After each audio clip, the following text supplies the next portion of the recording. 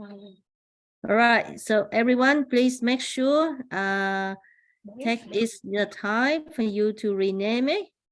Right, the first day I take it easy and let everyone in, but when the class starts, those who still have the name, incorrect name, we have to move you into the waiting room, all right? And Alice will do that work, not me. Yeah, Alice? Maybe Alice Yes. Dạ được. are the co-host. Yeah, okay. All right, so we will starting soon. All right. Maybe give the warning first. Text that person, Alice. Yeah. Send to the chat. Give them 1 or 2 minutes. If not, yeah. So give them the chat. Remind them, please. Yeah. Dạ. Okay. Right. Now, some of you here, actually, you didn't do the correct homework. The correct homework is give your comment on a speech of a famous person, right? But some of you actually chose the topic and provided a speech. That's fine, you know, there is what we call is a common misunderstanding. So I allow everyone to attend the class today, but you still owe me that homework, all right? So can you make sure that you complete that homework later? Yeah. Okay. Now, nobody is not a good name. It should be your real name. I mean your nickname, your age, and your city. Yeah. So look around everyone and do right. When you look around, you say, "Oh, why I am different?" All right. Why everyone have their name and their age and their city? You have to do the same, right? Lâm Nguyễn Thành, please rename. If you can't rename, you can ask the co-host to do it for you. Yeah. So you can help text your details if you're unable to, but I'm sure that you can. Yeah. Ben Ho Chi Minh. Please enter your age, Ben. Yeah, good. Everyone is ready. Yeah. So, Chung, can you add your city as well? Where you from? Chung 30. I'm from Bắc Ninh. Okay, can you put Bắc Ninh, please? Yeah. Okay. Right. So in here, how many of you have actually watched a speech from a famous person? Can you enter in the chat? What famous person and what speech that have you watched, and provided your comment. So who have done the homework? You can start writing in the chat. Oh, okay. And you make sure that you complete that homework later. Yeah. Okay.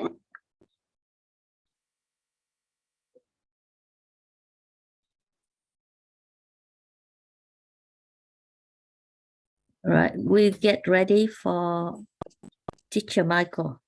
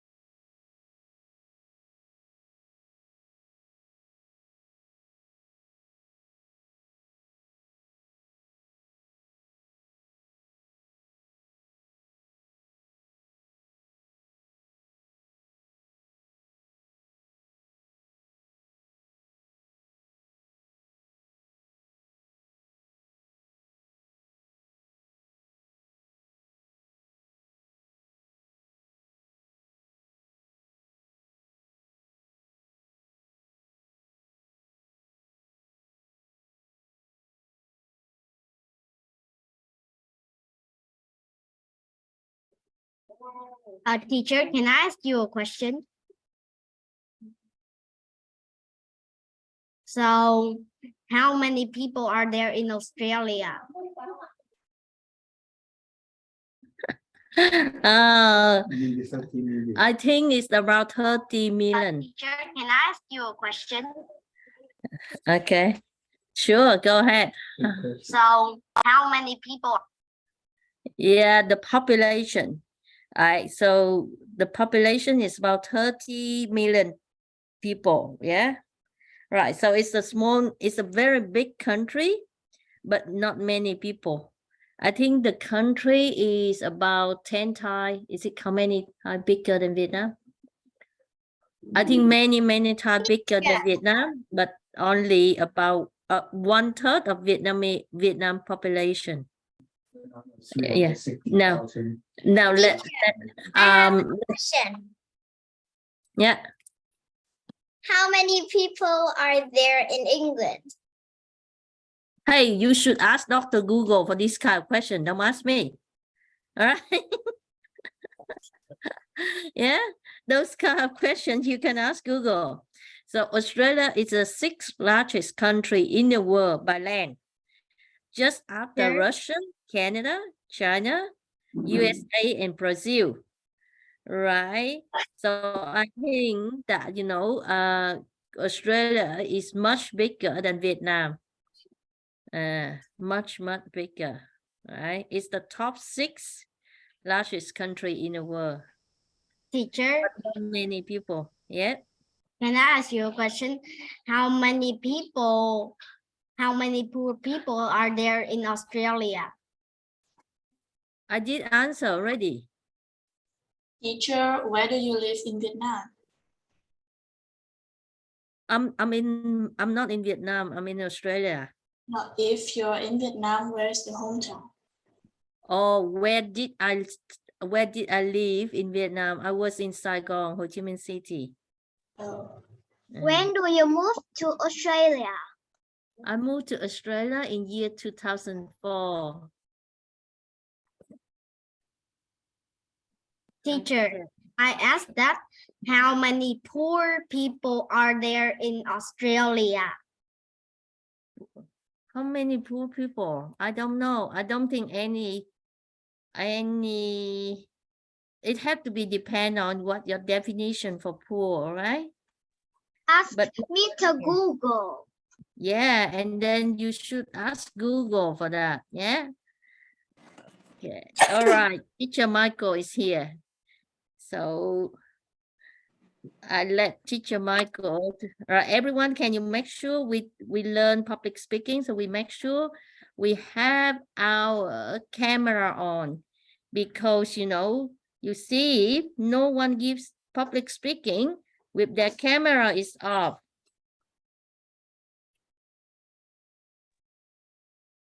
Hello, everybody. Hello, teacher. Hello. teacher. Hello. Teacher. Hello. And yes, that is a very good point made by Miss Duck. Nobody gives a public speech with their cameras turned off. Hello, Hello. John. Hello, everybody. So, let me get hello. Let me get my slideshow up and Can I we ask you something? get started. Yes, you can. Where are you from? Originally, I'm from Perth, Western Australia, but I've moved to Victoria, Australia, and I live in Melbourne now. So have you sometimes come to Greenland? Have I sometimes gone where? Gone to Greenland? Greenland? No, I've never been to Greenland before. There is no sunset there. You have many hours to do.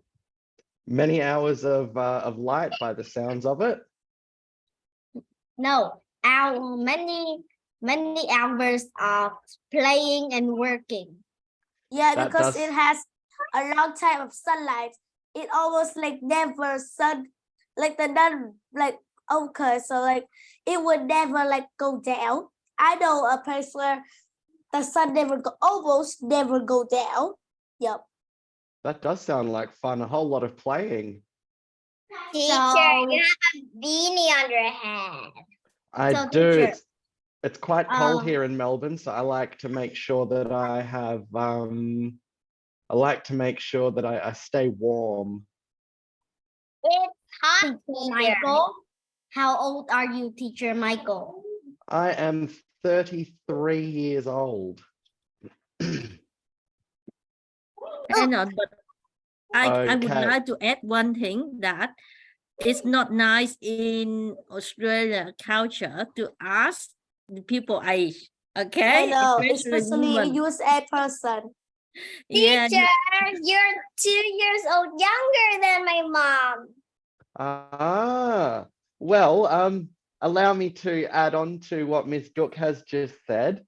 It is far more acceptable to ask a man how old he is, but you never want to ask a woman how old she is. That can be interpreted as very, very insulting. So definitely don't ask a woman how old she is, but you can ask a man how old he is if you know him a little bit. It's all right to ask a friend, but definitely try and steer clear from asking women that question. Okay, so let's get started. Very vibrant class we've got tonight. I like it. Woman and men every time. No Why are one, you laughing? everyone gets. Why do you ask a woman their age? It's not even nice, like she said. It's just considered very, very rude, because people tend to interpret that as you think they look old.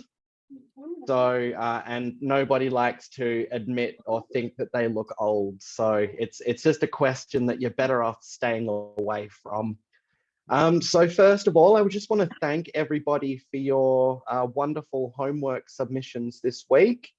It was fantastic to see so much effort being put into the homework. So I'm very, very happy and very, very grateful for everybody that's done that homework. So this week is our second week of public speaking.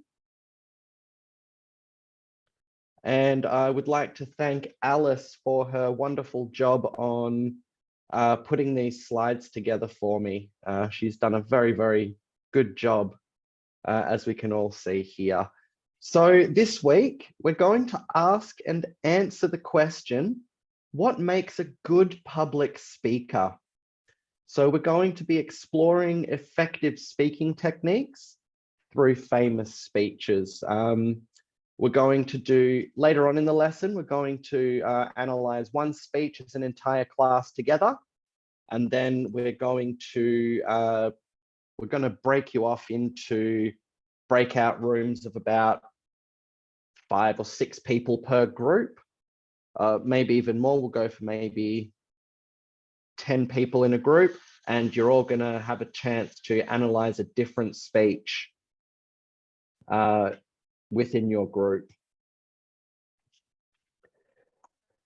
So last week, we discussed about why public speaking is so important and some of the valuable skills that we can learn from being public speakers. And we learned that it wasn't just about being able to give a speech in front of a big audience, but learning to become a confident speaker, excuse me, learning to become a confident speaker can also help you in your everyday conversations. So whether that's just talking to your friends or your family, or whether that might be something like a job interview, of course, presenting assignments or projects at school. There are lots and lots of good uses for these very valuable skills.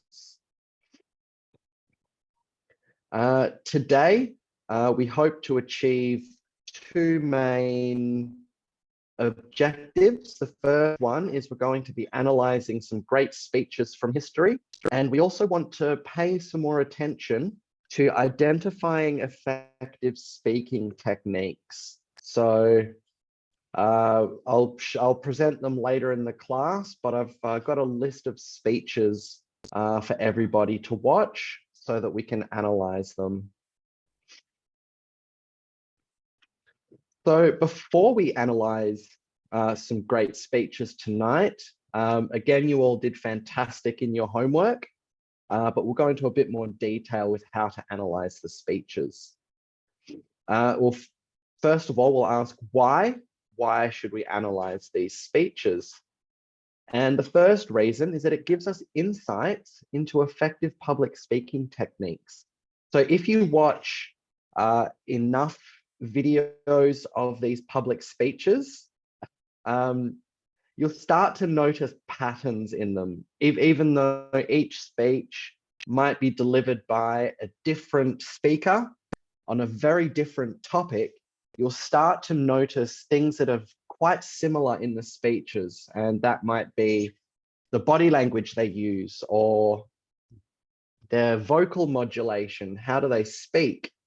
There might be little techniques within their speech that are similar. And we're going to go over all of this stuff this evening. I think I'm starting to get some hiccups. And of course, the other reason is that it gives us a great chance to learn from historical examples of impactful communication. I can't exactly remember who said it, but a really good quote that I once heard was, I'm trying to remember the beginning of it. If you have a goal or something that you want to achieve, the best way to go about it is to find somebody that has already done that and then copy what they do. And so that's what we're going to do here. We're going to look at and then try and emulate some of these great speakers. So we're going to analyze a renowned speech as a class, and this speech will be it's called 9 Life Lessons, and it was given by an Australian comedian named Tim Minchin. And just to explain about this speech, so Tim Minchin is an Australian comedian, musician, and actor. In the year 2018, he was awarded an honorary doctorate by the University of Western Australia, and he was asked to give some guidance to the students on things he had learnt by traveling the world, being himself, and his ideas on being a successful person. So just to give you guys a bit of advanced warning, Tim Minchin is a bit of, I'd say the word I would use is he's a bit of an unconventional comedian. His jokes are quite different. He's very, very funny, but his jokes are quite different and his ideas are quite different to normal speakers. Well, I say normal speakers, but the majority of speakers that you see. So that's the reason I chose this speech as a class. I think he did a great job with this. So in just a moment, I'm going to send you all a link for this chat in the chat box to watch the video on YouTube. I would play it and share my screen for you, but due to copyright reasons, we can't display videos from other people because it risks copyright warnings and we could get into trouble for it.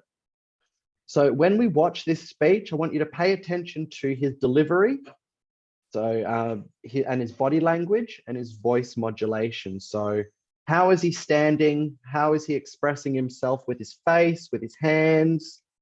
And how is he speaking? Fast or slow, loud or quiet? Does he change his pitch? Is he very monotonous where he just stays on the same level all the time? So we're going to get a chance to look at all of this stuff. So going into it, we're going to have a discussion about all of these different aspects. But first, I just want to give you an idea of what to look at. Do you have a question, Suri? I just saw you waving your hands about. I thought you were trying to get my attention. Yeah, but now we see in YouTube, or we just No, now you send the link so we can watch. But my mother said that it's better to. Can you share screen? I am able to, but I'm not allowed to because we run the risk of getting this video taken down for copyright reasons. So that's the reason I'm sending the link to everybody. It's just so that our channel doesn't get into trouble. But the things I want you guys to look at is I want you to analyze the body language. So how do the speaker's posture and gestures contribute to their message and their facial expressions? So what emotions are they showing through their face when they deliver this speech? We also want to look at voice modulation. Michael. So, hello, Michael. Luna. Where's Yes. the link? Well, Before I send it, I need to make sure that we all know what we're looking at first. So give me just a moment and I'll was- send the link in the that chat. was Lisa, not me. Oh, Ah. you guys will forget it again. Okay, Okay. so we also want to Are you look gonna at write- are we voice. gonna copy it down? Are we gonna write anything down? It will help if you do take notes on all of this stuff. So yes, do take notes because we will be having But a short that means discussion we after the to video. this. So But that means we have really have to, but we can do it. so you don't have to, but it will help you participate in the class. Anyway, let me finish this, please. So we're looking at voice modulation. So what is their tone like? Their pitch, their volume, and their speed of speaking. And we also want to be looking for effective pauses. So we want to identify moments of pause. And we want to identify moments of emphasis for impact. So when do they stop speaking to let the audience take in what they've said, basically? We want to look for content structure. So we want to break the speech down into the introduction, the main points, and the conclusion. And we want to highlight any persuasive techniques that the speaker uses during this speech.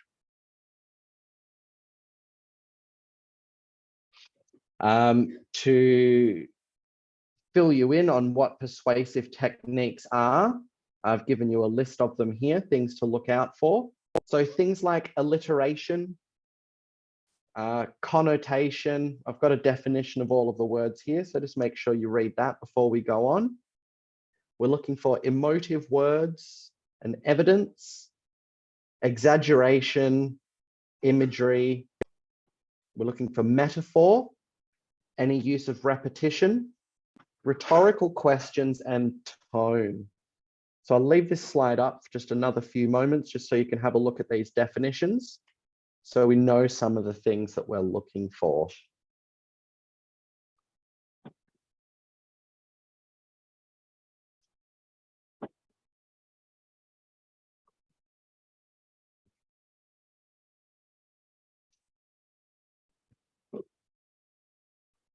Okay.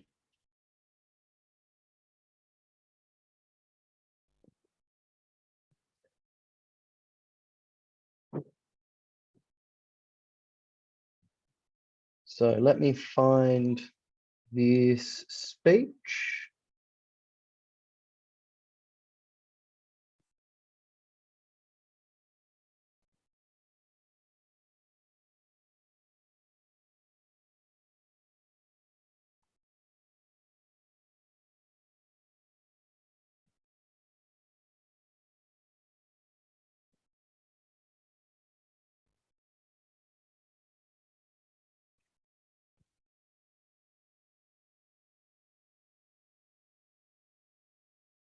So I've posted that link. I'll post it another couple of times just to make sure that everyone gets it. And so, yeah, please go ahead and watch this speech. And then we're going to come back and Yeah, we're going to come back and talk about it. So the speech is 12 minutes long.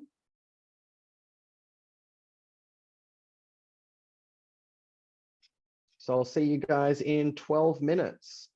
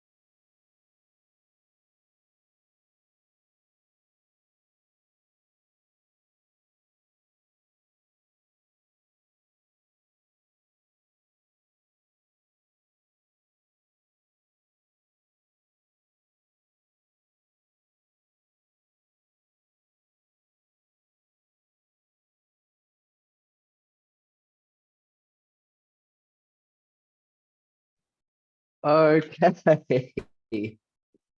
So, that is one of my favorite speeches of all time. That speech by Tim Minchin. So let's begin the discussion. Yes, Emma?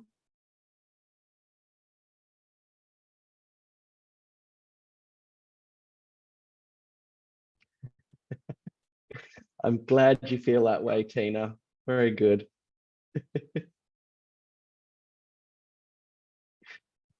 So I see a lot of people that seem to have enjoyed that speech. We've had one or two say that it was hard to understand it. Teacher, I haven't finished the video yet. Okay, well, you keep watching the video and then join in the conversation when Okay. you have finished it.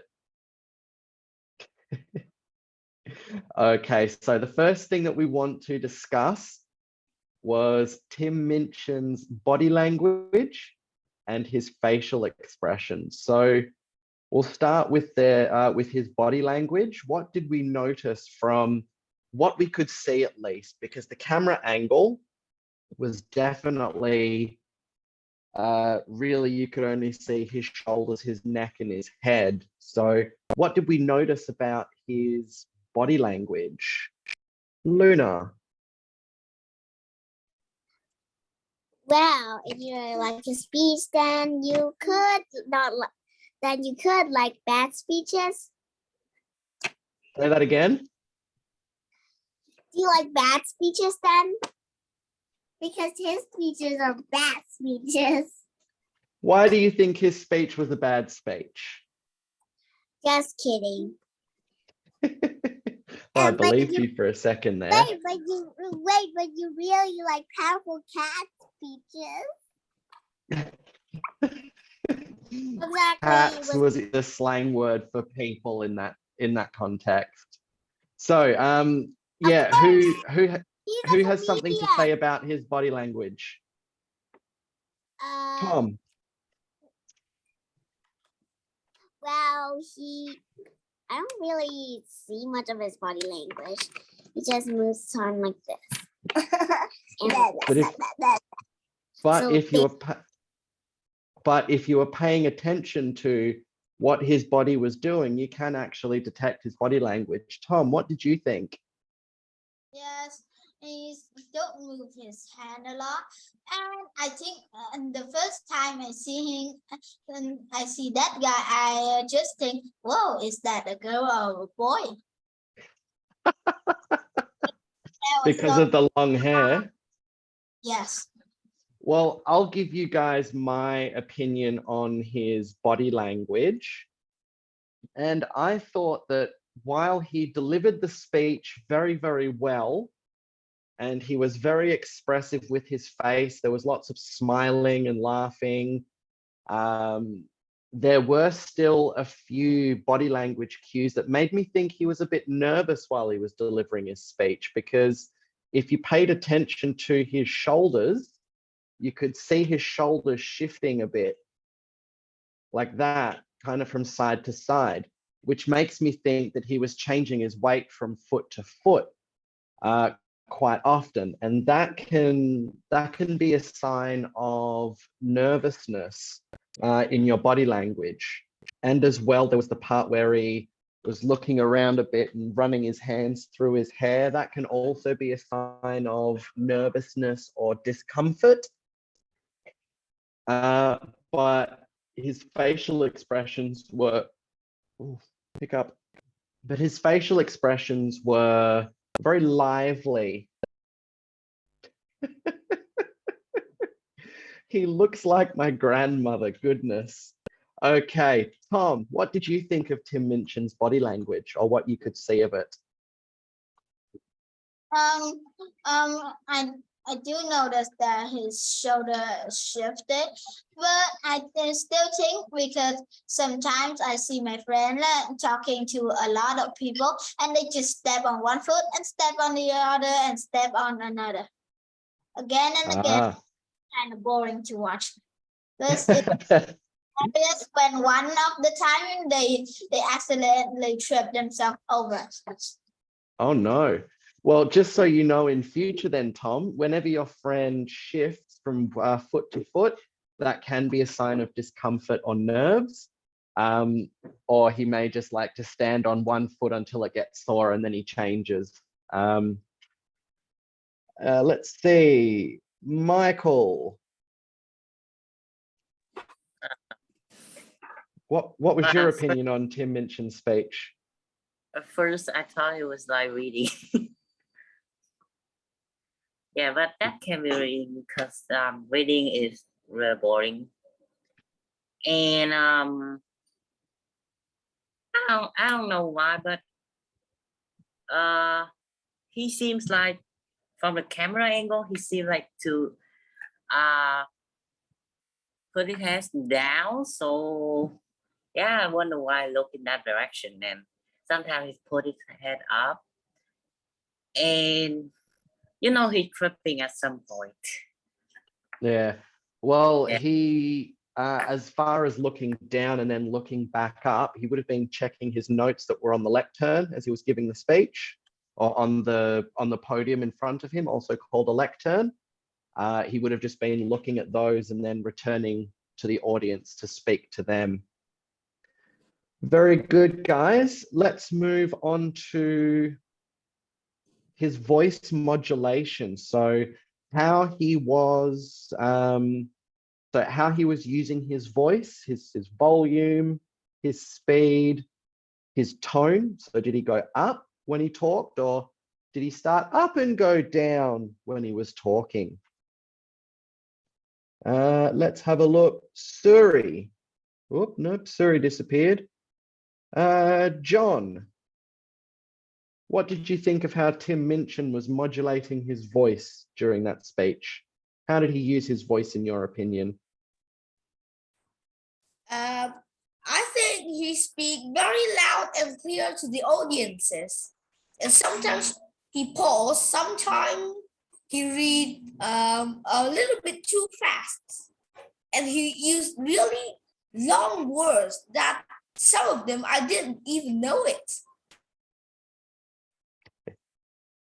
Very good. So I also noticed that he was speaking quite fast in points of his speech, which again, if somebody speaks fast, that can also be a sign of nervousness, because you want to hurry up and finish what you're saying so that you don't have to speak for any longer, which again can be a sign of nervousness. So, and you're right, he did pause in some points to give the audience a chance to take in what he'd been saying. Very good.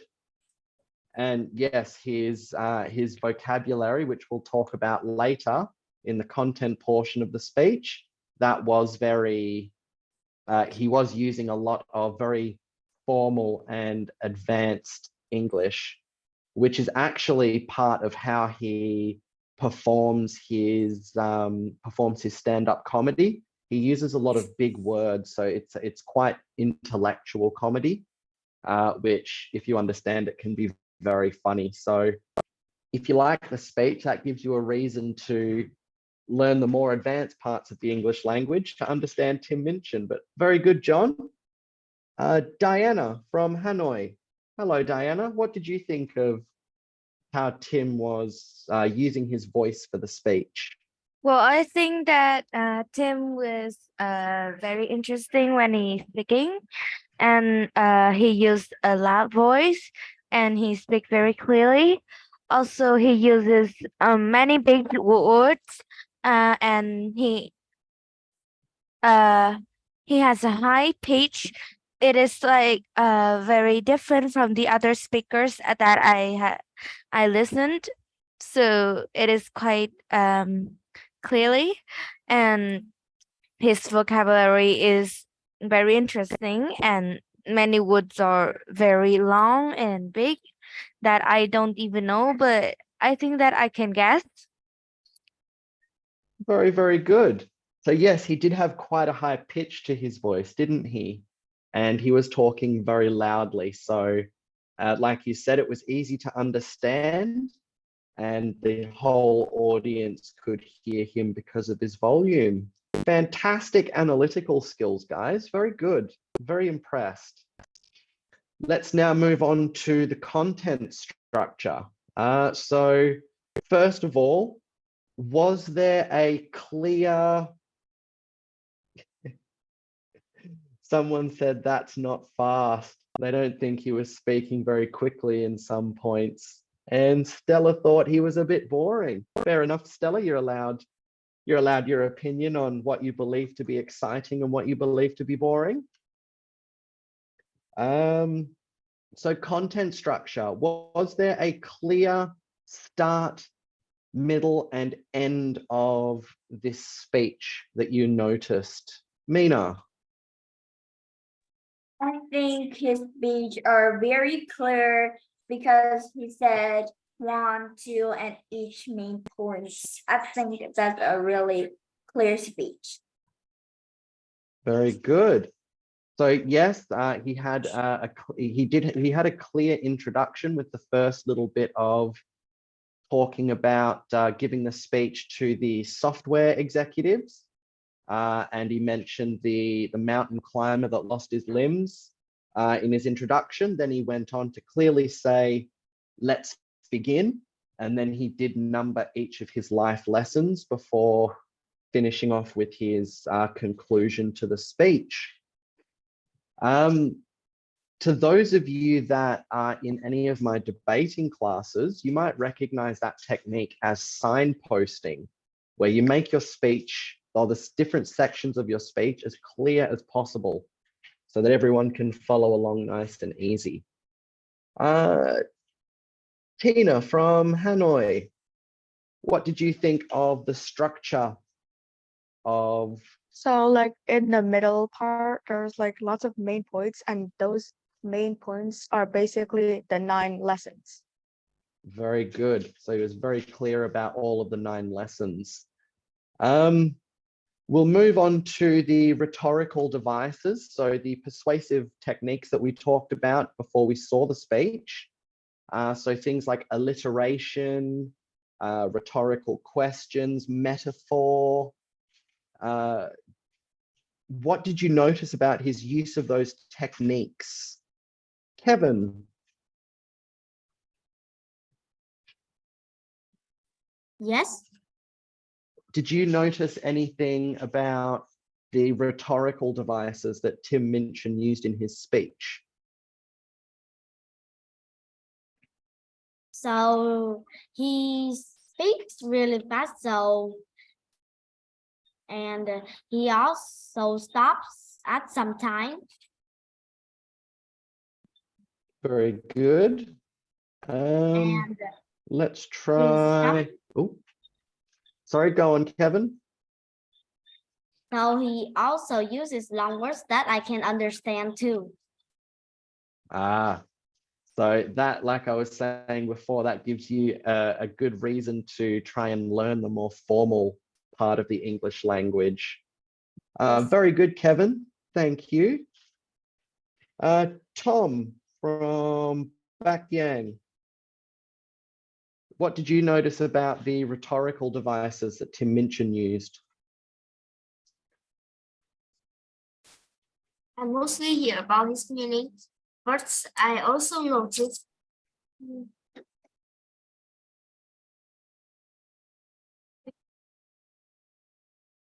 Oop. Your microphone's cutting out a lot, Tom. I can't hear you. sorry, my microphone has a bit of problem. Not a problem.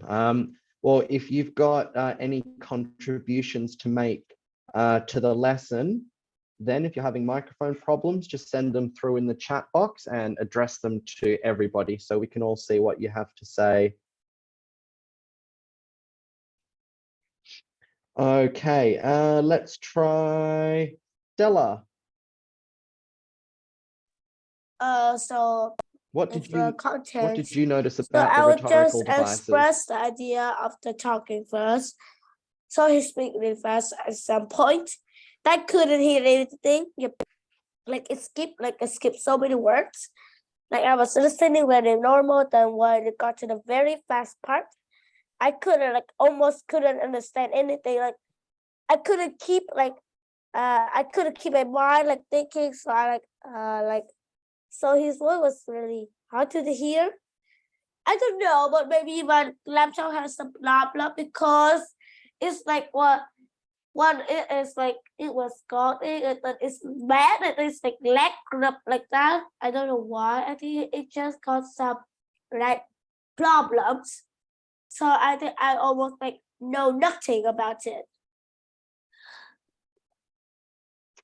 Fair enough.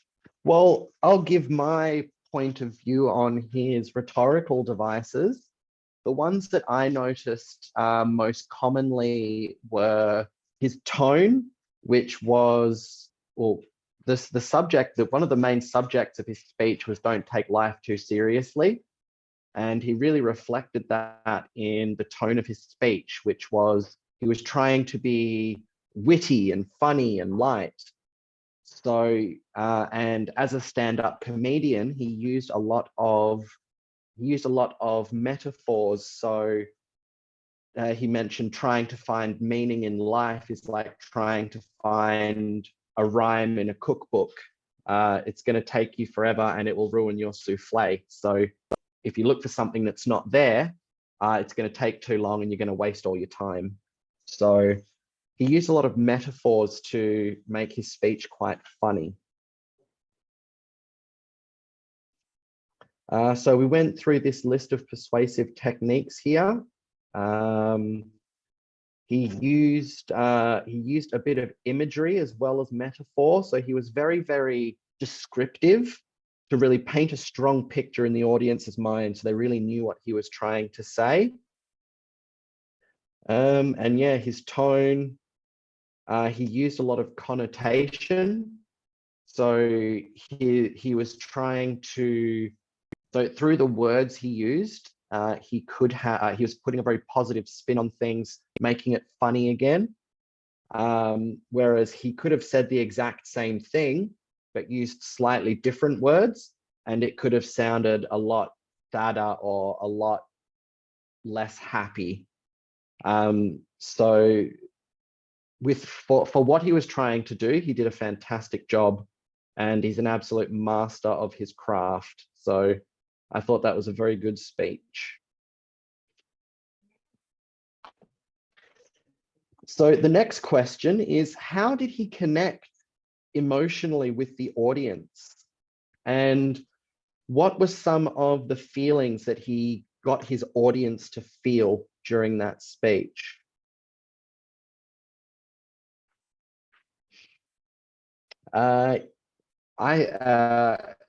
The way I interpreted his body language, Luna, yes, he did appear to be quite nervous during that speech. Michael, so alliteration is where you use the same sound for to begin a few words in a row. It sounds quite catchy, and it makes the audience remember, oh, that sounded good, and it gets those bits of the speech to stick in his head. So yeah, an example of alliteration would be, he used the same sounds. The S and the S for same sounds is an example of alliteration. So if you use the same sound to begin two words that are very, very close in the speech, that's alliteration, and it can be a very, very handy tool to use. Yes, we've got a few people here sending in examples of alliteration. Peter Piper picked a peck of pickled peppers. A peck of pickled peppers Peter Piper picked. That's an example of alliteration. So let's go back to this emotional appeal stuff.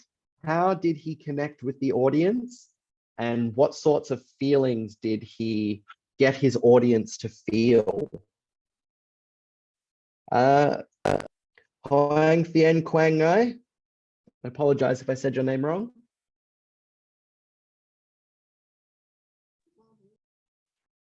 how do you think Tim connected with the audience during that speech?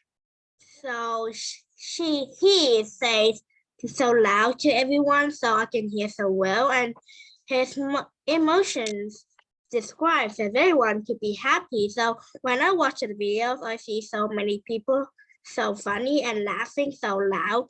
That is the end of my answer.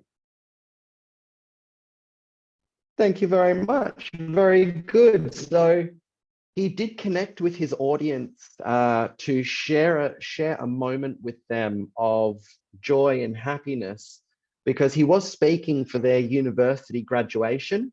So it's a happy moment. They have achieved something very big and very important in their lives. And his speech was a very happy, funny, very happy and funny speech that got them to laugh. So very, very good answer. Thank you. Very welcome. So let's have a look now at the impact and the significance. So why do we think this speech may be one day considered significant or considered important? Because this video, like some people talk to so many like teenagers, they watch like in this video, and I see that so many people hear this history, and it's so fun and funny. And I learned that there are so many things you can learn about histories, and that is the end of my answer. Very good. So he taught a lot of important life lessons, and he was, again, very funny with it. He managed to put a very funny and positive spin on quite a serious and important topic. And that can be very hard to do. Like he mentioned to them that one day they're going to grow old and they're going to die.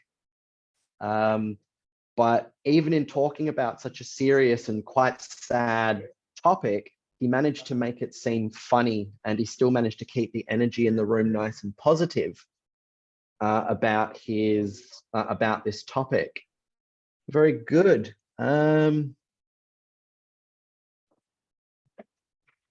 Irish, why do you think that this could be an important speech one day? Because his video, I think, is very suitable for someone like 19 or 20, or just for the student in second grade school. No, I mean more than elementary. Yeah, secondary. Yes. So secondary and because- high school students and up, you think it could be an important speech. Very good. Yes. Why do you think that? What about the speech do you think makes it important for that age group? Because one of his lesson makes me understand more clearly about the society, and and how to stand how to be more strong to live in out of ourselves. What? Very, very good answer. Thank you very much, Irish. That was a very good answer. Yes, thanks. You're welcome. Okay. So next up, we're going to break you guys. We're going to break you guys up into groups of 10. We'll have a few groups of 11. So we'll send you into some breakout rooms. You'll have 20 minutes for this exercise. So I suggest you all take notes while you're watching these speeches. But as you break into these groups, you're all going to analyze a different speech, and you're going to be looking for the same things that we were just looking for. So we're going to be using the same criteria that we were just talking about. So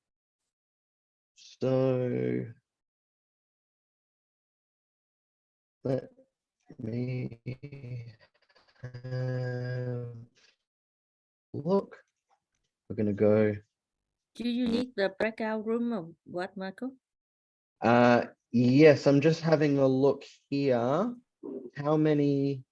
So I just need some people. 6 rooms for 10 to 11 participants. You Beautiful. want me to, I think as a host, can only host do it. So about so 7 room, okay? 10, so well I'll need 6 rooms. okay. Now you want me automatically assign, yeah? Yes, please. Okay, and not include the co-host. Co-host, you will join. So I'm gonna jump from room to room during this exercise just to talk to everybody, Okay. see how they're all going. Can you keep offer one help. room? Can I keep one? Can I keep some student in the main room? So everyone go in, but Alice, can you stay here and I keep some student outside? So Alice facilitate. I need someone in main room for the live stream. Yeah, that's fine. Yeah. Okay. Yeah. So you need the student to facilitate, yeah?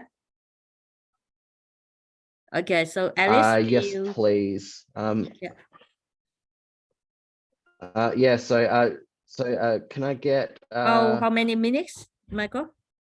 we're going to give this exercise 25 minutes. Do you want we close manually or automatically? If you can set a time limit on them, that would be great. Okay, Thank you, Ms. 25 minutes.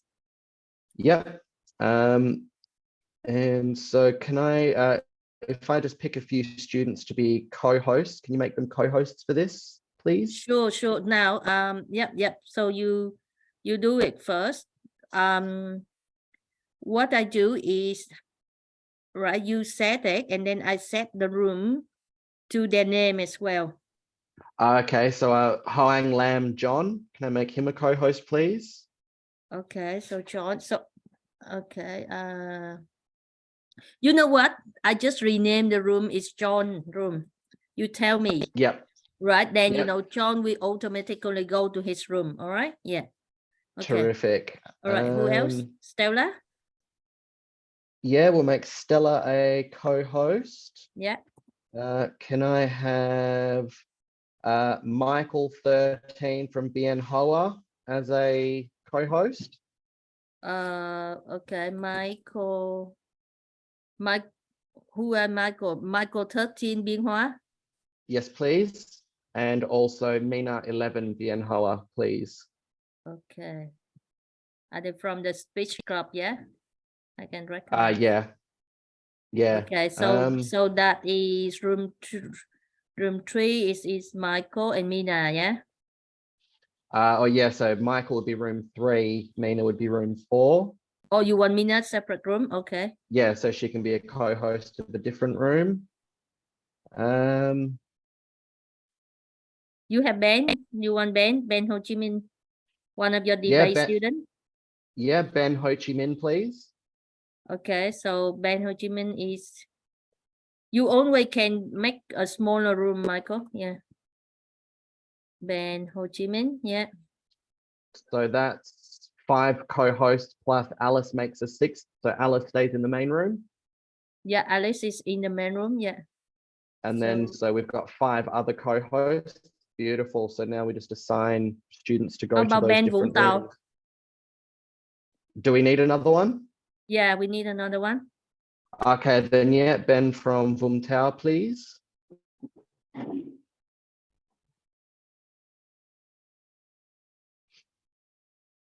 So Terrific. I call Ben VT, okay? Yeah. All right. Awesome. Open And now. then beautiful. So I'll visit those rooms. Yeah. So everyone, I put you in a room, but I might bring out a few of you, yeah, stay in the main room, okay? A few of you stay in the main room, all right? Open now. Beautiful. Thank you. Ready? Thank you, Ms. Duke. 25 minutes. It's auto. It will announce if 1 minute left. Ah, no worries. Okay, so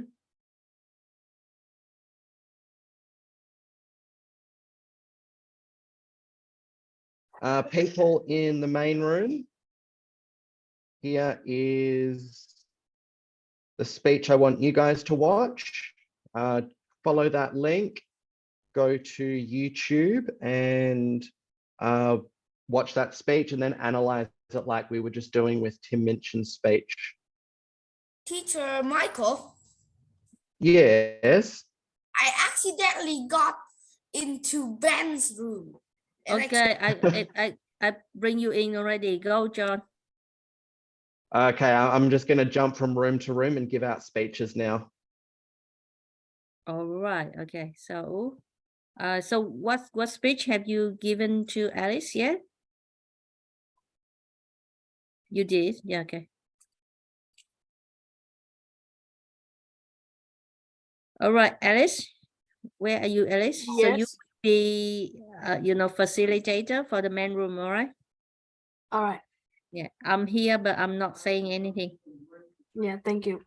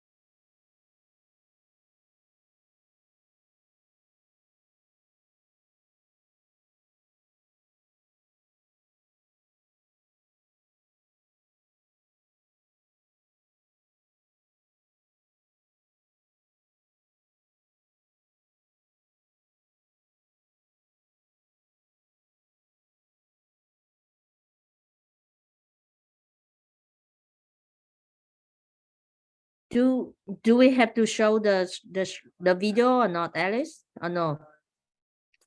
I think let's just watch it and then we can discuss Oh, from. okay. Yeah.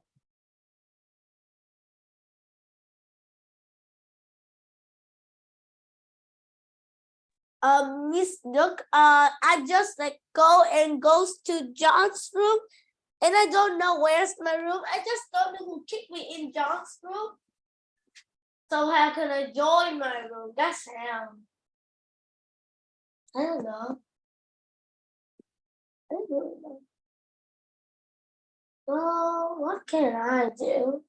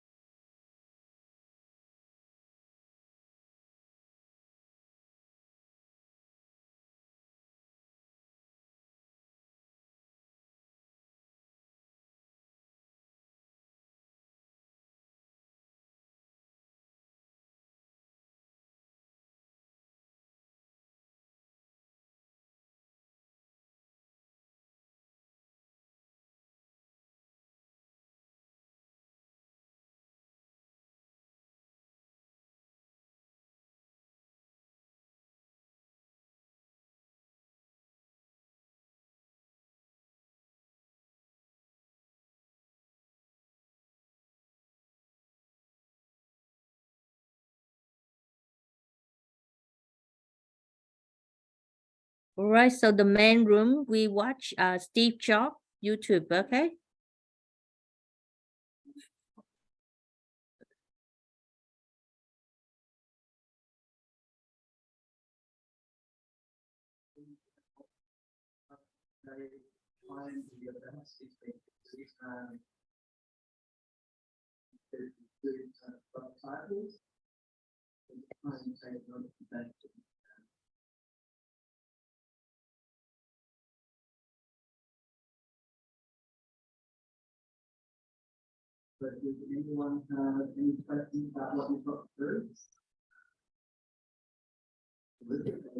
Ben, you have your room. You have to go to your room, Ben.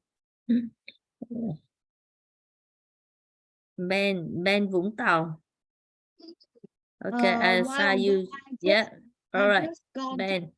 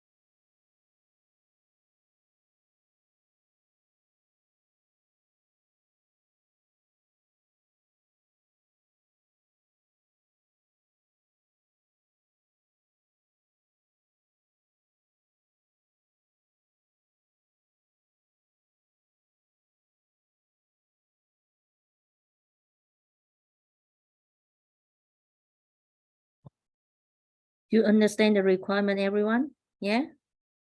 Anyone doesn't?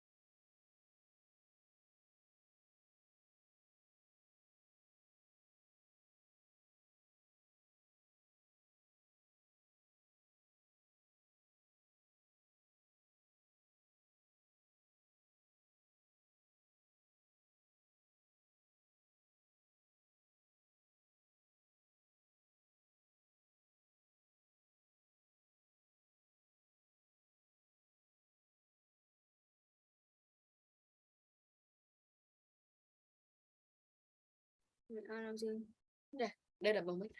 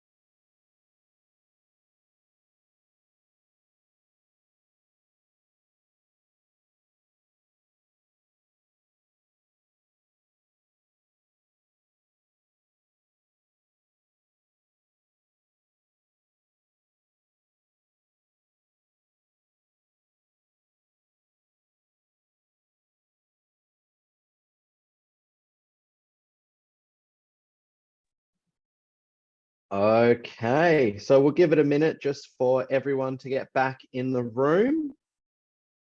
And then we will we'll start asking members of the groups to start presenting their findings. Yes. Okay. Okay. So it's 8. John. Okay.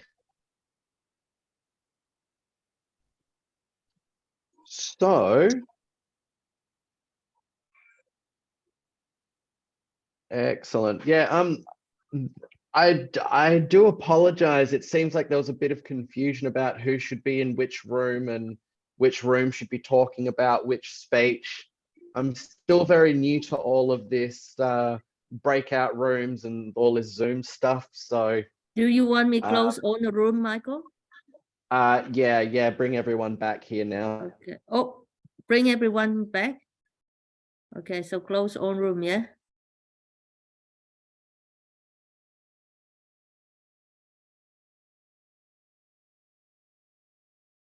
Okay. I think if the speech is long, like 10-15 minutes, maybe next time you allocate in advance, Michael.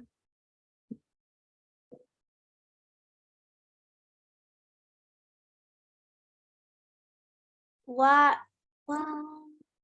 Yeah, so we bring So what everyone back to the main Bring room back to now. the room, even though it's stopped.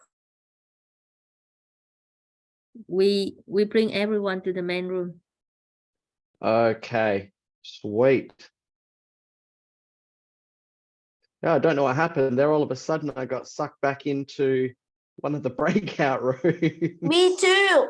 Like I just get out of the, like somebody pushed me inside back like that. Yeah, you get out of it and then it pulls you right back in. What are you doing, teachers? What am I doing? Nothing. Yes. This is strange. When I go back to the main room and then I got joined back to my room and then I have to go back to the main session. Which Yes, exact same thing happened here. Anyway, so wow. I haven't even done my video. well, let's try or let's get through these analyses.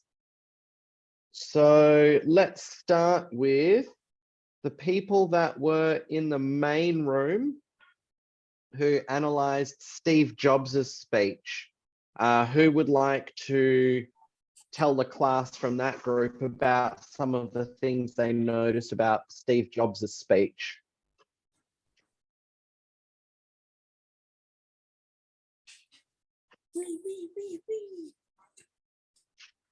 Alice. I think his tone of voice is really confident and calm and really slow.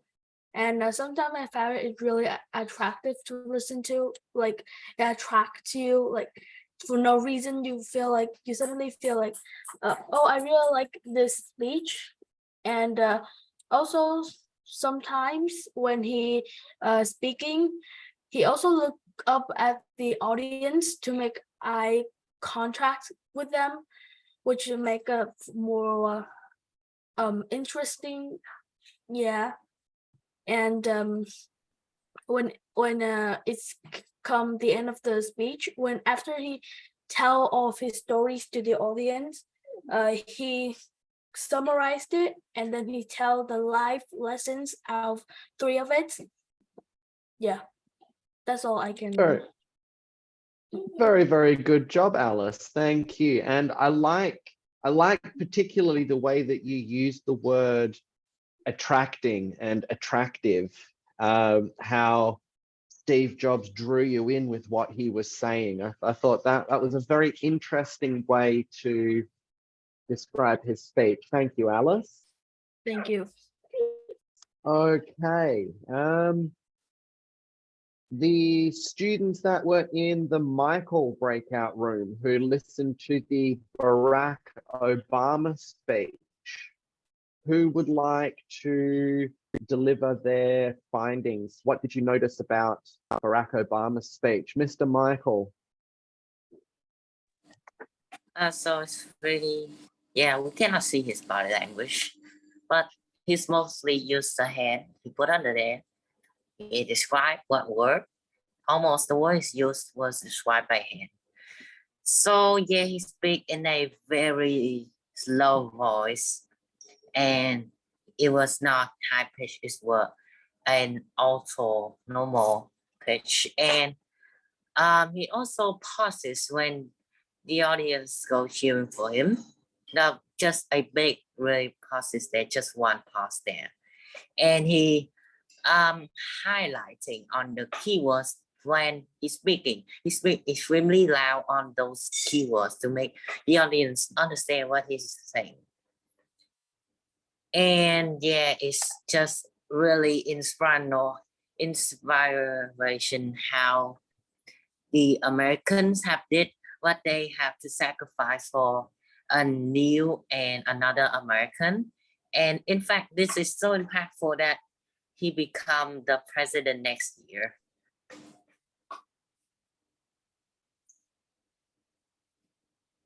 Very, very good. So I Teacher Michael, liked how descriptive you were with parts of that speech. Yes, John. you send us the link of Barack Obama too.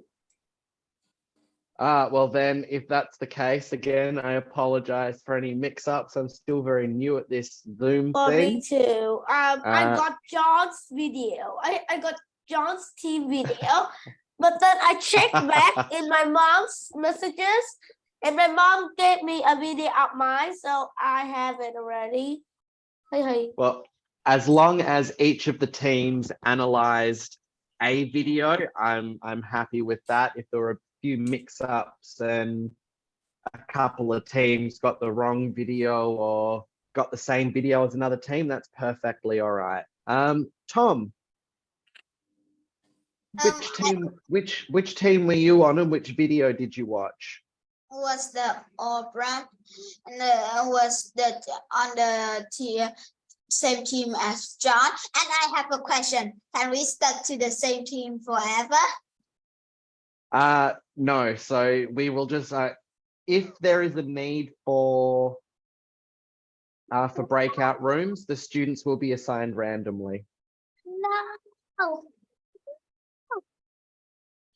So yeah, just whichever group of students you happen to end up with in your breakout room, you can just work with them for the time being. That's all right. Okay, next, can I please have the link for, can I have John's room? And I believe they watched Denzel Washington. No, John's room ended up watching Barack Obama. You just told me that. So, John's room, someone from that team, please. Let's hear your. Me. Let's hear your. All right, John. Hit me with it. So his body language is very good. I really like his body language when he got words that he really wants the Americans to remember that word. He speaks really loud, and when the word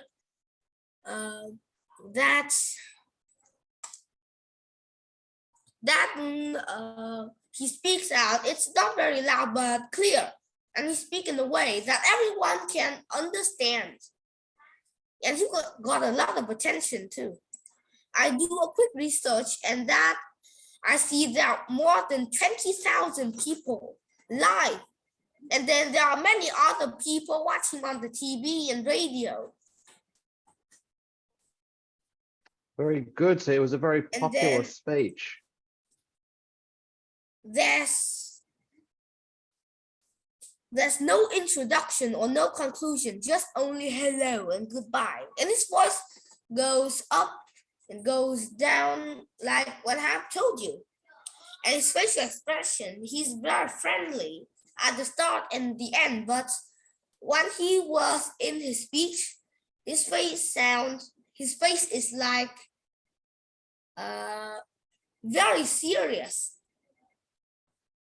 And his voice modulation, I've told you about that. His voice go up and down, and sometimes slow and sometimes a little bit fast. Very good. Thank you very much, John.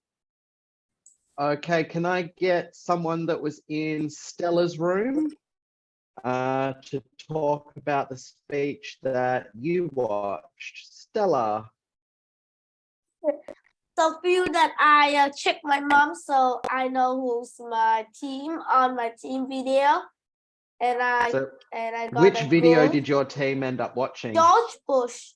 It's George Bush. not Denzel Washington. It's John's. So George Bush he talked about his father, how he thankful his father. He speak in a very, like, even though his face look like very serious, he makes a lot of jokes when he was talking. A lot. So many, and some of them I even have to laugh because it's a bit funny for me. So if George Bush like talk like his face looks serious, like I told, and his voice is very down, like he's talking very sad. Yeah, like something sad has happened to his dad. I don't know what happened because I don't remember that part. But the thing I only remember his voice. Just for the record for everybody, the speech that Stella's team watched was former US President George W. Bush. He was delivering a eulogy for his father. And a eulogy is the speech that you give at somebody's funeral after they've died. So George Bush was giving a speech for everyone to remember the good things about his father's life. So that's why Stella's saying that it was a very sad speech. Yeah, he got a Thank very you, sad Stella. voice, Continue. and his face doesn't smile once, even though he took the toast. Very good. Thank you, Stella. I'll move on to Ben from Ho Chi Minh's room. The link that I gave was for Ashton Kutcher's speech. Who from that team would like to deliver their findings? Mina. Well, first, I like to talk about his body language. While he was sitting, so he moved his hand a lot. I think this is a very emotional video because Ashton Kutcher almost cries sometimes. His speech are very, very clear, and I think his invention, his software was really good. I think he really care about children, if I remember correctly.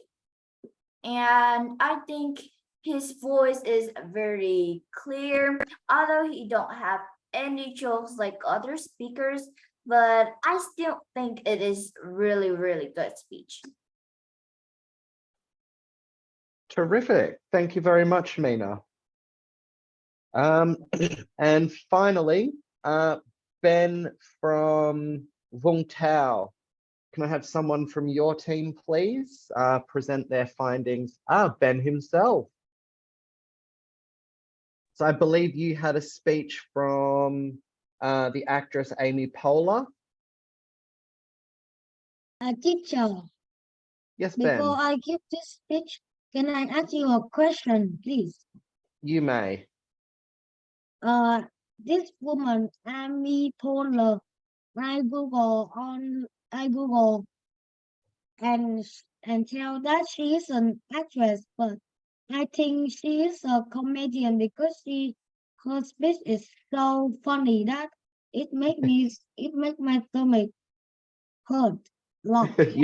You laughed so much that your stomach hurt. Yeah. Well, you're right in a sense. Amy Poehler very much is a comedian, but she is primarily an actress. She just I think like 99% of the movies and the television shows she's in are all comedies. But she is an actress that stars in a lot of movies and television shows. Okay, so let's hear your speech, Ben. What did you notice about Amy Poehler's speech that she gave? Amy Camera Poehler on. speak very clearly. Camera on, Make please, Ben. We need to see you speaking. Thank you. her speech is so clearly. It makes me so understandable. She speak calm. Sometimes she is funny. She crack funny jokes like Harvard is Harvard of heaven. Like she speaks for herself. She's make jokes. Her facial expressions is calm like a boss. Sometimes her face lit up like she cracks joke for the entire world. Very good. Is there anything else that you'd like to add to that, or have you finished? Finish. No worries. Thank you very much, Ben. Okay. Fantastic job, everybody. Very, very, very, very good analyses done. The only advice that I would give you is that just make sure that when you are analyzing these speeches or you're preparing a speech of your own, you just want to make sure that you are analyzing and considering all of these categories, because it is a combination of everything we've discussed tonight that makes a truly great speaker. So it's not just what they say, it's also how they say it with their voices, how they express it with their posture and their body language, their facial expressions, and any hand gestures that they may use. So public speaking is truly a full body activity. It's not just the words that come out of your mouth. So we just want to be mindful that we are, thinking about all of these things. But for the second week of this course, let me just say you're all doing absolutely fantastic with the answers that you're giving me, the homework you've produced. So please keep this up. You're doing great.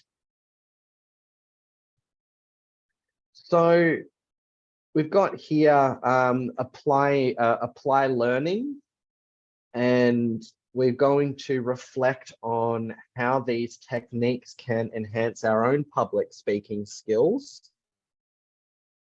And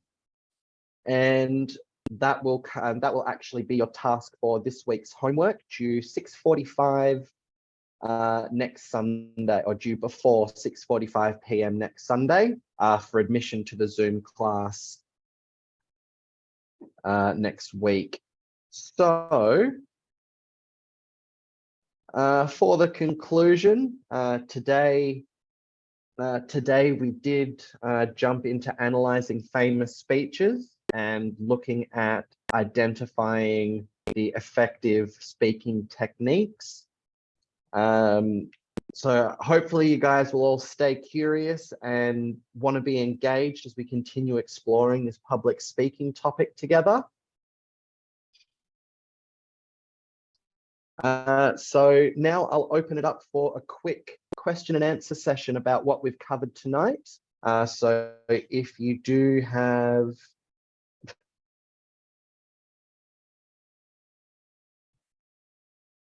if you do have any questions about what we've learned tonight, I'll come through and ask. You can ask me the questions now. Okay.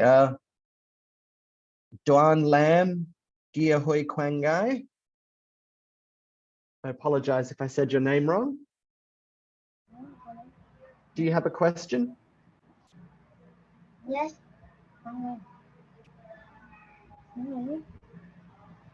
What would you like to ask?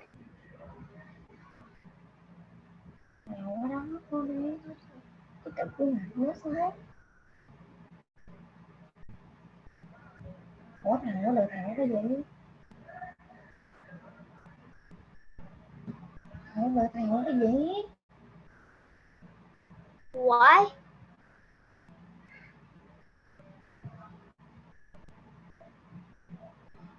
Cái gì?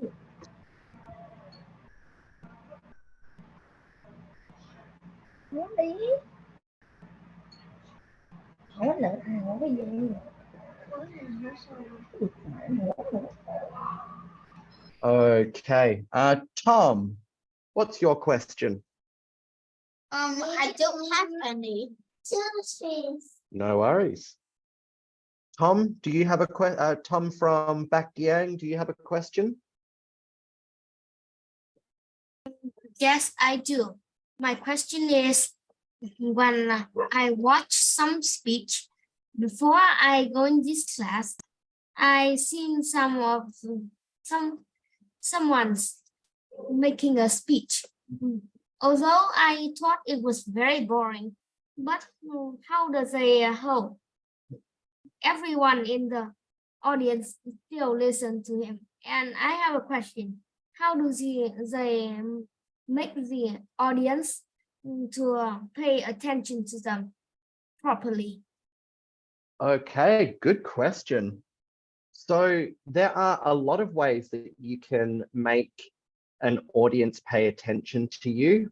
Number one is actually through your posture and your body language. So if you look confident, you're standing up nice and tall, you're looking confident, you're smiling, and you're looking at the audience as you deliver your speech, that makes the audience feel like you are very confident, and they want to listen, and people want to listen to confident leaders when they speak very confidently. Another part can be the topic has to be interesting to them. So, for example, I wouldn't go and listen to a speech about the latest scientific discoveries in outer space, because truth be told, that topic doesn't interest me very much. But if I was to go and listen to a speech or a lecture about, say, professional wrestling or ballroom dancing, I'd be very interested because those topics interest me. There can also be some of the techniques that we discussed, the persuasive techniques, that list of techniques that we had earlier. Those can be, we use those to capture the audience's interest in what we're saying as well, because some people might just be sitting there for the speech and going, yeah, okay, I'm here, let's see what happens. And then they just happen to find that the speaker is very, very, to use the word Alice used, they're very attractive speakers. They make people interested in what they're saying. All of a sudden, this audience is sitting there going, wow, like, tell me more. So there are a lot of different ways that you can garner interest from your audience, but very good question. And those are the topics that we're going to be going into over the next several weeks in this course. We're going to obviously take them one at a time so we can learn about them properly. But thank you for your question. It was a very good question. Suri, what's your question? Oh, I wanted to ask about the homework. So we just think about it, or do we have to write and make a speech?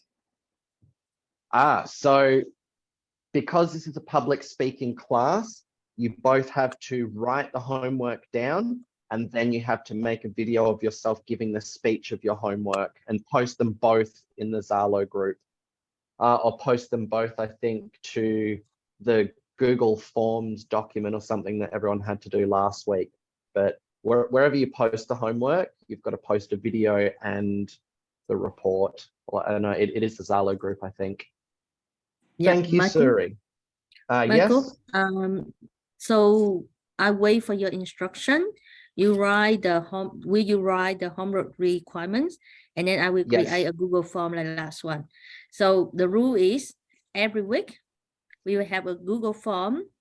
Everyone have to fill up and go to the end of the form to get the new Zoom, because that is how we make it fair. Only have the class for those who have completed the homework. Yeah. Very good. Thank you, Yeah. Miss Duck. Yeah, and I'm very impressed that today, even we did that rule, there's still about 62 students have completed the homework. Yeah, it's absolutely brilliant to see the enthusiasm and the turnout from everybody. It's done very, Okay. very well. Yeah, so we do the same for week 3. Yeah. Yeah. Thank you very much, Miss Duck. Okay, Alice, what's your question? My question is, when we have a speech, do we need to remember them or we can read? So that is entirely up to you. This course is aimed to teach you how to give a speech, but it's then up to each student to figure out what works best for them based on the information they've learned. So some people speak better when they have the entire speech typed out word for word and they're reading it exactly as it's been written. Some people work best when they've just got some little flashcards about that big and they just have little dot point notes on them and they can construct the information from those little dot points.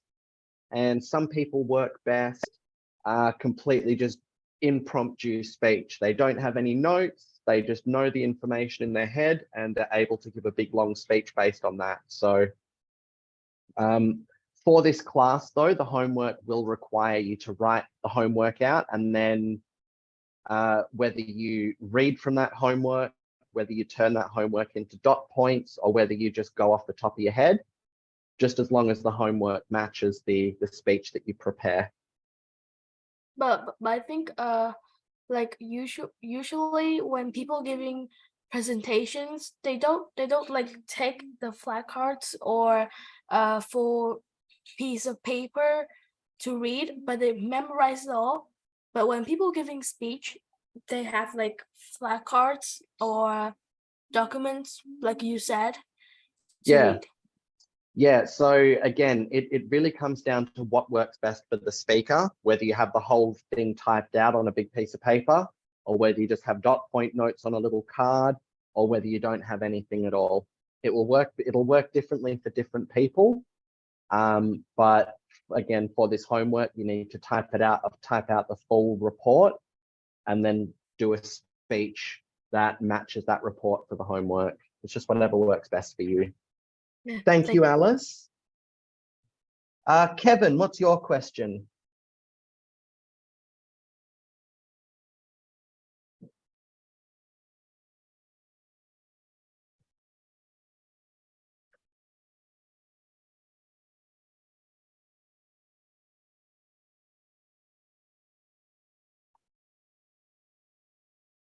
Okay, moving on. Lily from Hanoi, what's your question?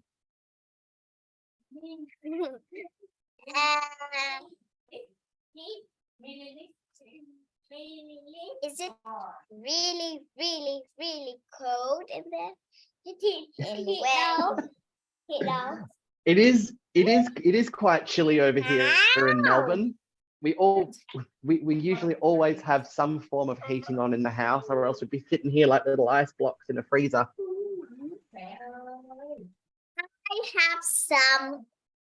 I have some freezing in my house. There's a lot of heat outside.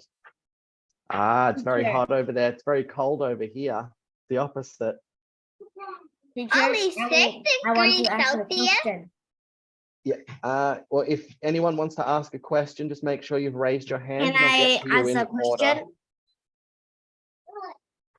Is that Lily that asked that? What is your biggest dream? Oh, my biggest dream, to go over to America and become a professional wrestling megastar. That is my What biggest dream in teacher? life. Teacher, What you teacher? want teacher what? When my Okay. brother is 18, he might be in America. Oh, nice. Very good. Okay, well, thank you But very I much. for your- don't think he might be as the same age as me because he is a little brother and I have two brothers. Well, then, if he's a little brother, he'll never be the same age as you. He'll always be younger. Well, thank you for your question, Lily. I've got to move on now. Next, Okay. we have Michael. What's your question? First, do you think pacing is important? Say that again, sorry. Do you think that pacing in speech is important? Very much so. Number one, for the audience's ability to understand the speech, because we did have a few people say in the Tim Minchin speech, they thought he was talking too fast, and that combined with the complicated words he was using, there are a few people that found that difficult. And as well, you want to come across as confident. So if you're talking really quickly, it just kind of sounds like you want to get the speech over with, and it just doesn't sound confident. It comes across as very nervous, and as well as coming across as nervous, it then starts to lose the audience too. So slow, steady, and controlled speech is generally the best way to deliver Yeah, a speech. I don't know, but I mean, body language is the thing that impact him. But John F. Kennedy is very famous for his very fast voice. You know, it's very confident on what he said. He doesn't make mistake when he talk fast. So that means he's very sure about the thing he said. Otherwise, Nixon, his opponent, is very good at body language, but he talk really slowly and still Yeah. tripping. Yeah, but he wins because the body language. The people see him in the TV, understand that why Nixon wins, but the people in the radio didn't understand. They thought that Kennedy gonna be win. Yeah. Okay, very interesting. I'll definitely have to check out a John F. Kennedy and a Richard Nixon speech. The only thing I know about either of those two is, I am not a criminal. Thank We you will for go your to the moon before 1970. Thank you for your question, Michael. Okay, Jimmy Kwang Ngai, what's your question? Can you stop the share screen, please, Michael? Thank you. Okay. So, Jimmy, what is your question?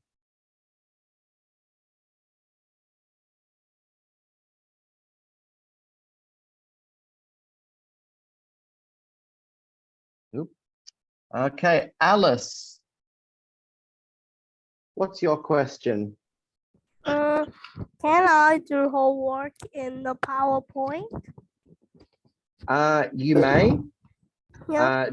Just as long as you are able to submit the homework on the computer into the correct Zalo group, you're welcome to do the homework in any way that we can read it and understand it. Oh. And looks like our last question is Luna.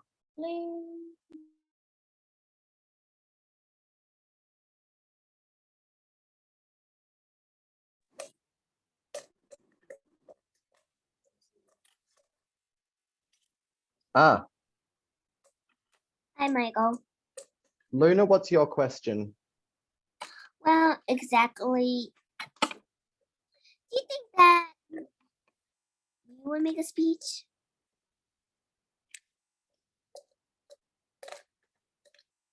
Pardon? If you were to make a speech, would you be nervous or would you be confident? It all depends on how well I know the source material. So and don't worry guys, I have seen a few of you wanting to ask questions in the chat box. I'll go through those shortly and try and find you. But yeah, if you do have a question, please raise your hand. It makes it easier for me. So yeah, Luna, it depends how well I know what I'm talking about. So if I had to give a speech on pretty much anything to do with science and space, I'd be very nervous because I don't know anything about it, don't know what I'm talking about.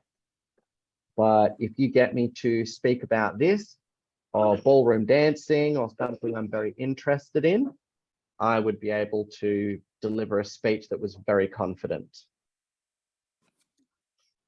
Okay, so can you remind me what was the link? Which speech link did you send to my group? Which group were you in? Mina. You were in Mina's group. Okay. I sent you a speech by Rihanna, the music star Rihanna, called "Start Helping One Person." You'll find So it what- in the Zalo group for this class. So what do you think about Rihanna? I like some of her music. I don't know very much about her personally, though, but I like her music a lot. She has some very good songs, I think. Love the way you lie with Eminem. I think my favorite song by Rihanna is "Work." Oh. Well, I don't really. Well, if you were to say Rihanna, you do remind me of Scared Rihanna. Scared Rihanna. Or Sacred. No, I'm not sure. Anyway, I've got a few questions left to answer, and then I will send the homework to the Zalo group for everybody. So thank you very much, Luna. So what do you think about Rihanna's speech? Personally, I actually didn't watch very much of it. I just went through a big list of speeches and thought, Rihanna's a popular music star. I'll post this and it'll be interesting to hear what the students think about it. I would say that she could have added some music. Very good. Thank you very much, Luna. Okay, Thank you very much. Thanks. You're welcome. Okay, Anifis from Hanoi, what's your question? What is your dream? My dream, I want to become a big professional wrestling star in America. Wow, you sure? 100%. I want to beat people up on TV. Well, you don't even got muscles. Poor when I grow up. You don't know that. I'm don't wearing want- big, thick I don't coat. want them to be poor. That's very, very good to be able. So, I mean, And I'm going to be an artist too. oh, beautiful. What kind of art do you want to make? I want to draw everything. But now Beautiful. I'm practicing. Every Very Sunday. good. Well, keep practicing and one day you will be amazing. Thank you very much, Anithis. Yeah. Uh, Thank you. Kelvin, what's your question? I asked you what can I ask you a personal question? You may, depending on the question, I may or may not answer it, but go ahead. Yeah, okay. In your family, you are the brother, the oldest brother, or the youngest? So from my parents' marriage, I am an only child, but I have two half sisters from my dad's first marriage. But they're like, I think they're like 20 odd years older than me. They're all in their 50s or 60s by now.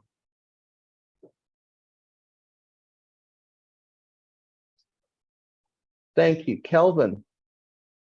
Okay, Stella, what is your question? No more questions after these last four, by the way, guys. So Stella, Tom, Chung, and Tom. They're the last four questions I'll take. Stella, what's So- yours? What is the next topic of the next lesson? The next topic, we're going to be focusing on body language in public speaking. Okay, and also I have one last question is what is your most fear? Like what is your most fear? What are My you scared of? my biggest fear.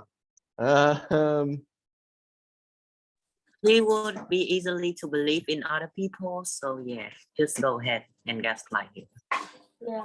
Michael from BN Howard, leave the class. I don't want No, you with it's this from kind of Adelaide, information from about me. Christ. I don't want you knowing this kind of information No, about me. tell me.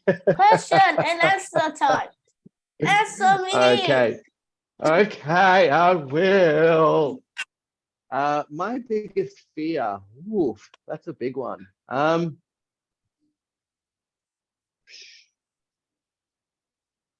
I would say, and I won't go into detail, but based on the way I have lived my life up to this point, my biggest fear would be that it turns out that I've wasted my whole life and I amount to nothing. You fear That's nothing. not even detail. I don't understand. He fear nothing, like he said. Yeah. I mean, I'm not scared of very much, but that is one thing I am scared of. I don't want to get old and realize that I've done nothing with my life. I want to achieve something with my Yeah, life. I know he's scared of dying. Just Okay, that live thank you. every day like it's your last day. That's the matter. Yeah. That's it. Maybe on your last day, I will give you a very special gift. And the very special gift is a furniture, a very special place to place your your person.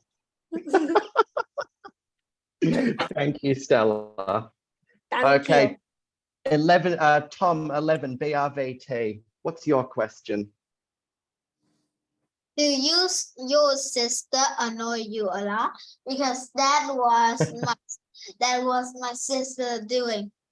Give out. They were like 20 years old. Well, yeah, my sisters are 20 years older You than got me. a sister? Uh-huh. So you I are, have- so I think my brother is like you because I love to annoy him every single time. Well, this. Well, I don't have any full sisters. I have two half sisters. So my dad was married before he met my mum, and they had two daughters together. So because they're so much older than me, I actually haven't spent very much time with them.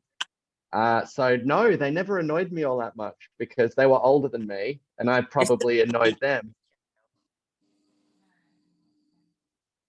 Okay. Zay, you come in my team. I will take you in my team. I love to annoy person, especially my brother.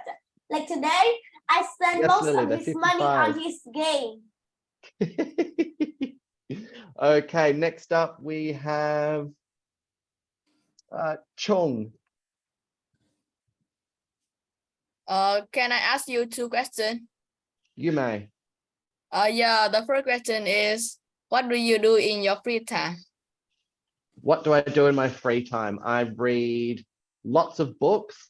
I watch lots of wrestling shows. One, because I enjoy them, and two, because it's like a form of study for me. I also train at a wrestling school here in Victoria, where I get beat up a lot and I get to beat people up a lot. It's a lot of fun.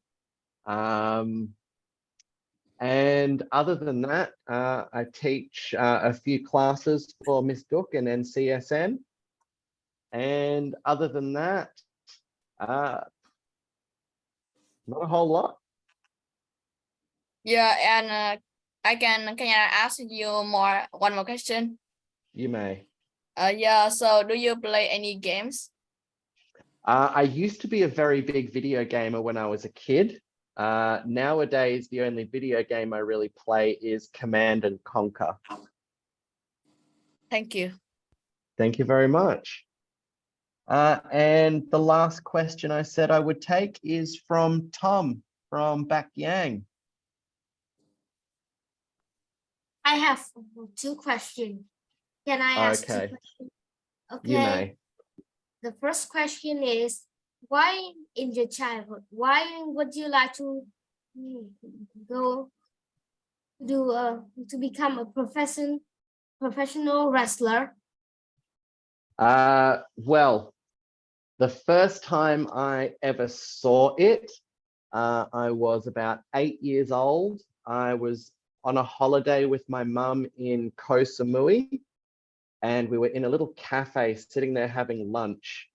And I just remember looking up at the TV, and I saw a wrestling match on TV, and one of the wrestlers was doing this move to the other wrestler that looked really painful, and I sat there and, Mom, he's hurting him, Mom. And then she just said to me, Michael, he's not actually hurting him. They're just play fighting. And then I went, oh, okay. And then I just fell in love with it because it's so theatrical. It's so crazy. And it's just so much fun. And I would just really would love to be a part of it. So yeah, I've wanted to do it ever since I was about 8 years old. Okay, for my second question, how do you annoy your stepsisters? Well, the last time I properly saw them, I was 13 years old, and I annoyed them by just being a typical 13-year-old boy. I was loud, I was crazy, wouldn't be quiet, and it just drove all the adults nuts. That's usually how I've always driven people crazy. You just like me. I'm always like now. You don't need to be 13. For me, I scream all day. I hadn't noticed, Stella. You were so quiet in class. But one after class, I like this. Like I jump up and down and I jump on the bed and go annoy my brother. Well, you're very well behaved in class considering that fact. Okay, guys, so that's all the time we have for this evening. Thank you all very much for your attendance in class. Next week, we will be going over body language and where are we here? So yeah, next week we'll be going over body language in public speaking, and we'll be learning how to look confident while delivering a speech. So thank you all so much for your attention, guys. You did great hanging around for so long. I'll see you all next Sunday and some of you in class this week. Goodbye. See you later. Good night, everybody. I love annoying my brother, and I will always think you're my team. Bye. Have fun annoying your brother. Good night, everybody. Bye.